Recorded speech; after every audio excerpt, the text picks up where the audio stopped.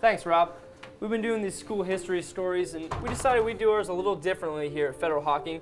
When we're coming out to the games, we've noticed the history here, it just smacks you in the face. You imagine tonight's a game night, here's your ticket table right here, and it just forces you, while the line's backed up, to admire all the history and all the accomplishments here that the Lancers have done.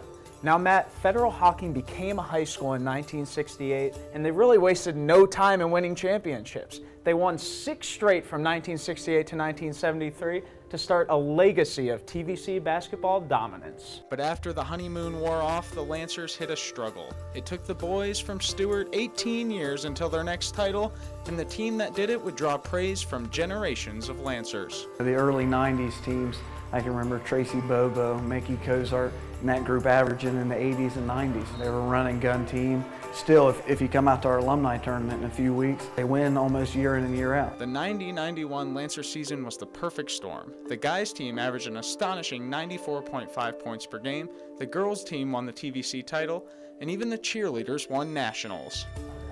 And just inches from the gymnasium, Matt, we see more history as Fed Hoc really rolled into the close of the 20th century. Yeah, what a span of dominance. 95, 96, and 98. And the thing about those teams, they weren't the fastest, they weren't the strongest, but they were tough. We'd fight for everything. We weren't the biggest, we weren't the best, but we had 5 or 6 guys that would come out night in, night out and just fight.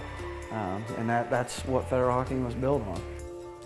And Matt, as the 2000s arrived, we faced challenges like global warming and reality TV, but there was one thing we could be sure of: Fed Hoc basketball championships. Yeah, the Y2K bugs certainly didn't bite the Lancers as they won TVC titles in 2003 through 2008, taking a year off in 2004, and through it all, it's been team chemistry that's propelled the team. We played together so long, and I mean, that helps out a bunch. Like, you see some of these teams, kids and stuff don't start playing until they're in junior high. We learned that stuff when we was all young. By the time we got to the high school level, I mean, we was already that much ahead of everybody else. But recent history belongs to the Lady Lancers. Winners of sectional titles in 08 and 09, Iris Butcher led the 08 squad, a 1,000-point scorer in only 3 seasons.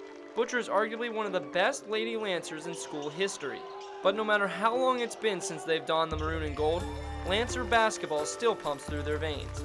Every time I step into school, I mean, it always comes back memories. You walk in, anywhere I think you would graduate, I walk in and I can look up and look at the banners, and immediately my eyes focus on 98, and it's a flashback every time. Well, that's all the Lancer basketball history we could squeeze into our allotted time. Yep, Rob, this segment is history. Look alive!